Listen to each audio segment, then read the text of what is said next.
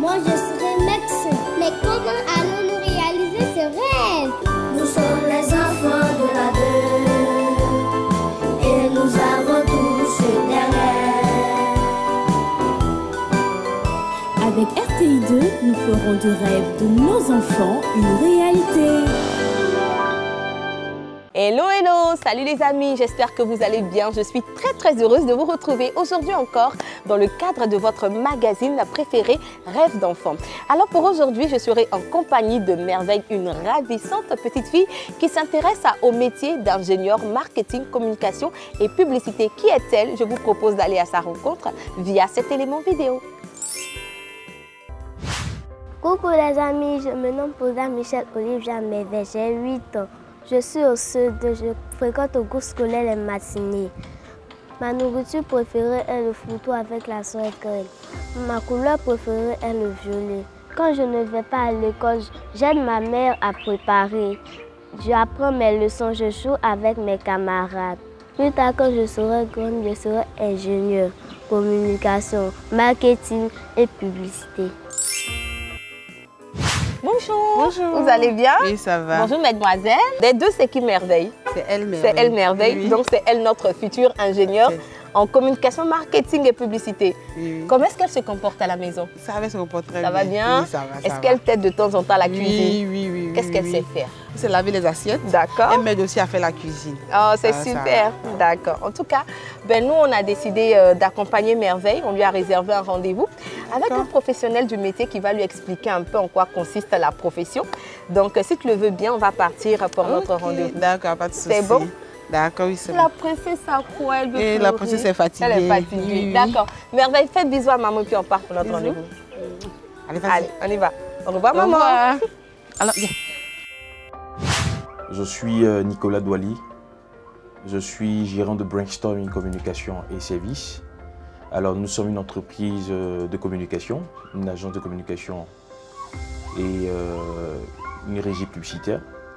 Alors, nous sommes spécialisés dans les domaines de la publicité, l'édition principalement, les insertions publicitaires, à la suite l'imprimerie par extension. À la base, je suis ingénieur marketing, communication, publicitaire. Les diplômes ont été obtenus notamment à la Chambre de commerce et d'industrie de Côte d'Ivoire. Et à la suite de ça, on a fait un parcours en ingénierie à Pigé Côte d'Ivoire, et quelques stages dans quelques banques. Et après ça, étant donné qu'on avait déjà notre idée en tête depuis 2007, déjà sur les bancs, on s'est projeté et on s'est dit on va chercher à apprendre, à aller se faire former dans des entreprises, aller apprendre, aller servir, et après, pourquoi pas ne pas se lancer. Et après quelques années, en 2018, Brainstorming a vu le jour. Donc c'est déjà très important que dès le bas âge, on arrive plus ou moins à se projeter pour son avenir. Et ça nous permet éventuellement d'avoir des indicateurs et savoir éventuellement comment s'y prendre, qu'est-ce qu'il faut faire. C'est l'idée de vraiment, avoir cette idée-là de savoir ce qu'elle veut vraiment faire et de s'inspirer des bonnes choses qui marchent, et puis aussi beaucoup étudier, beaucoup travailler. Tatok. Oui, bonjour. Bonjour, monsieur. Bonjour madame, ça va? Asseyez-vous. Assieds-toi. Bonne arrivée. Merci. Quelles sont les nouvelles qui vous amènent chez nous ce matin? Chez nous, ça va bien. Merci Ok. beaucoup. Alors, ce qui nous emmène, c'est déjà dans un cadre pédagogique que nous sommes là, parce que Merveille veut devenir ingénieure mais c'est marketing, super, ça. communication et publicité. Ah, comme moi? Effectivement, c'est super. voilà. Donc, elle veut faire comme vous. Ah bon? Du coup, on vous l'envoie pour que vous puissiez échanger avec elle, lui Tout à parler un fait. peu du métier. Wow. Je vais vous laisser changer. Il y a pas Merveille de va souci. vous poser des questions. Vous Avec allez plaisir. répondre Avec à toutes plaisir. ces questions. C'est bon? On Ouais. va parler, Fais tu as de gros bonnes bisous mains. ici. Fais bisous et puis on se voit. À tout à l'heure. Alors Merveille, ça va? Dis-moi, qu'est-ce que tu veux savoir? C'est qui un ingénieur communication, marketing, publicitaire? Alors, un ingénieur en communication marketing, c'est simple. C'est quelqu'un qui mettait toute la chaîne de communication, de la publicité et aussi du marketing. Il va à la recherche des besoins des clients et à la suite, il leur propose des offres, des solutions ou encore des produits pour éventuellement satisfaire leurs besoins. Ok, je te prends un exemple terre à terre. Alors, je t'explique ça. Ça, par exemple, c'est une goutte. C'est une goutte.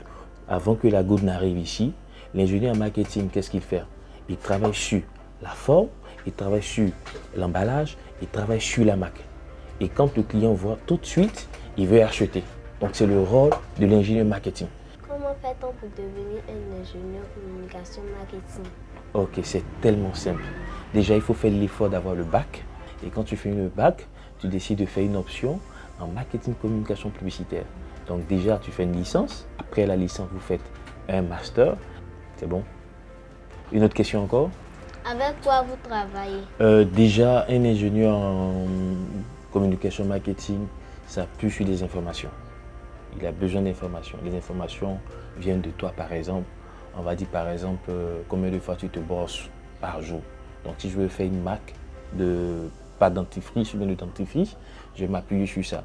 Est-ce que quand tu te brosses avec les autres marques de produits, par exemple, est-ce que ça te fait vraiment du bien? Est-ce que ça ne te donne pas d'autres pathologies, des maladies? Donc, nous, quand on vient sur le marché, on cherche à comprendre. Donc, ce sont des informations déjà qu'on essaie de chercher dans un premier temps. Après les informations, on traite les informations. Et quand on traite les informations, on fait des recommandations, on fait des conseils.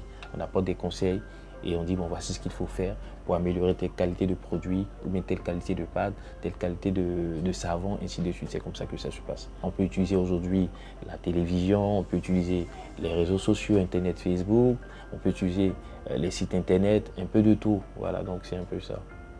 Comment se passe une journée de travail d'un ingénieur? Tout d'abord, comme je dis, il faut toujours être à l'affût de l'information. Il faut toujours chercher à prendre les bonnes informations. Parce que quand tu as les bonnes informations, tu arrives éventuellement à mieux orienter tes stratégies. Généralement, on reçoit beaucoup d'offres dans le digital parce qu'on est allé du digital et les entreprises aiment se faire voir sur le digital et ils arrivent facilement à toucher leur cible. Leur cible, ce sont les clients en fait, les clients qui veulent. Donc tout de suite, pour un cas très pratique, on reçoit par exemple une entreprise qui veut se lancer dans le volaille, qui veut vendre du poulet, qui veut vendre un peu de la viande. Donc qu'est-ce qu'on fait? On cherche tout de suite à se renseigner sur toutes les entreprises qui font la même chose que la structure qui veut se positionner. Donc si par exemple Merveille veut vendre du poulet, je dis bon ok, quels sont les concurrents ou bien tous ceux qui sont sur le secteur de Merveille. Donc je vais chercher les meilleurs, chercher aussi ceux qui viennent d'arriver, ceux qui sont là il y a peut-être 1 an, 2 ans, 3 ans, 5 ans, et puis chercher à comprendre comment est-ce qu'ils fonctionnent. Donc déjà à partir de ces informations, je collecte et je viens encore les traiter. Et quand je traite, comme je dis, je trouve la bonne stratégie selon en fait mes ambitions, selon mes objectifs commerciaux. Voilà, donc tout de suite je te montre un cas pratique comment ça se fait. Alors Merveille, tu peux venir. Assieds-toi là, tu peux rester là, je te montre.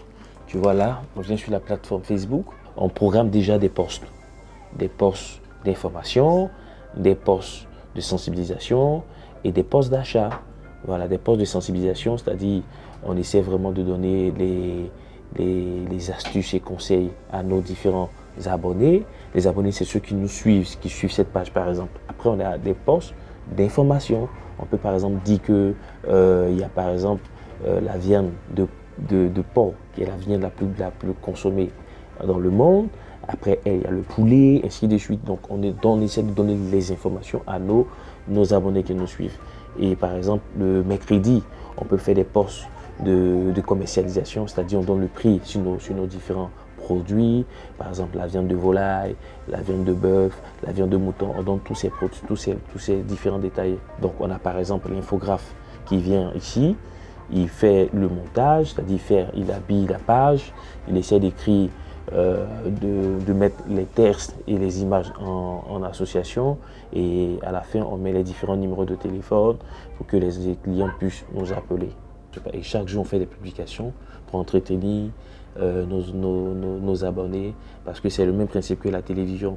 Il faut des rubriques sur la plateforme, il faut des activités qui intéressent les abonnés et après ça tu peux facilement vendre. Donc il faut des choses qui intéressent les gens et par la suite quand ils viennent sur la plateforme ils peuvent facilement acheter ce que tu fais parce que tu leur donnes des informations, tu leur apportes ce qu'on appelle une plus-value, c'est-à-dire tu leur apportes quelque chose. Donc quand ils savent que tu leur apportes quelque chose, eux aussi ils t'apportent quelque chose.